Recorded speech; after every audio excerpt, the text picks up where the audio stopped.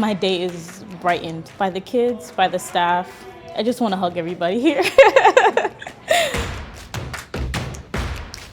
The kids are so eager to learn in here. That's excellent. It's a place that is filled with love. 3, 2, 1.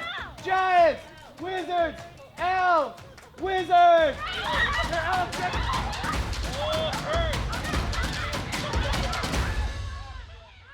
We know what our youth need to thrive.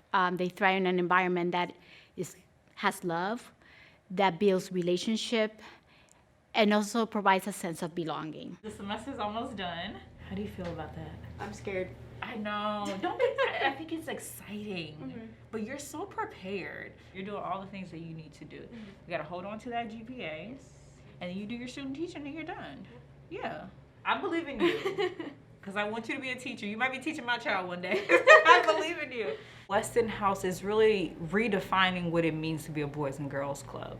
It's not just about finishing college. You're gonna go on to get a job. How do you navigate the work world and coworkers and your boss? We wanna make sure we embed life skills into our coaching and support and really guide students. Before the pandemic, there was a lot of dynamic changes happening. We had a college program that could serve college students and make sure they're successful when they leave high school. And we had dedicated staff for specialties around education and adding more people on the arts team. I still remember Winter Showcase 2019 that we were able to showcase a performance event run by youth. It was a milestone, a mark of success. And then March 2020, the pandemic hit.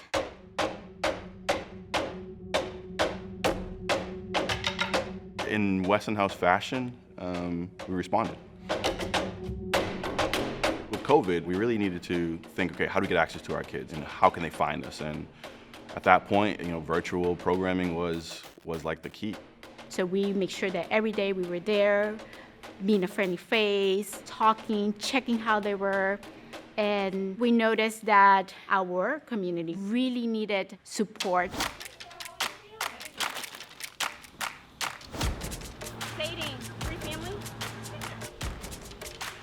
COVID had to hit for us to really realize how many challenges that our families go through. And one of those being the food insecurity. So we provide meals for our children, plus their whole family, delivered to their house, and some of them come pick it up here. And then we were one of those clubs who wanted to get back in the building. And so we pivoted for an untraditional summer. We really were intentional on sharing with them why we have to wear a mask, why we have to wash our hands, why we have to stay 6 feet apart. And the kids were resilient and flexible as well. You get news that BPS will still be closed for in-person learning. We needed to think very quickly with a sense of urgency, and therefore that's why we decided to do or operate in the model of the Learning Hub.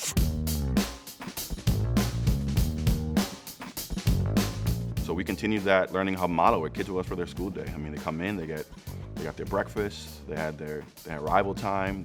They're in groups of 10 to 15 members based off grade, and hired Learning Hub assistants to come in and also provide additional support.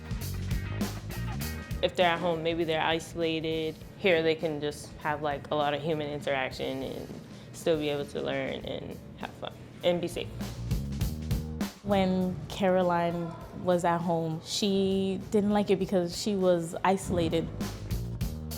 Even though we had to stay 6 feet and mask up, it was as if she was opening up, even though we were hiding our faces.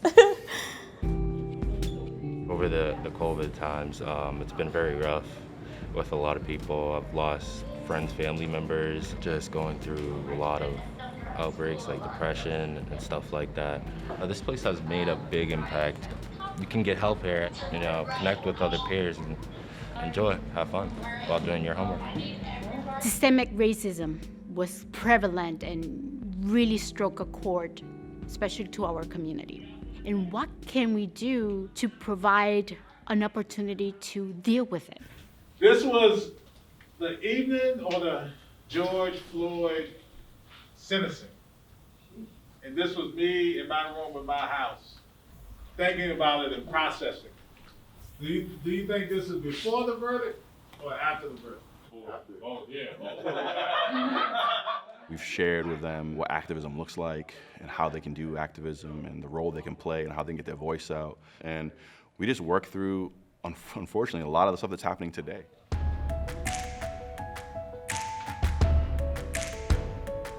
I call people here family because they fight for me. Everybody here, it feels like family. If any way I can find a way to make sure that they're heard every day, that's what I want to do. So I'm gonna cry, so I gotta take a second. So no matter what, I'll always be connected to the Westinghouse because this is where I grew up. And this is where I feel loved.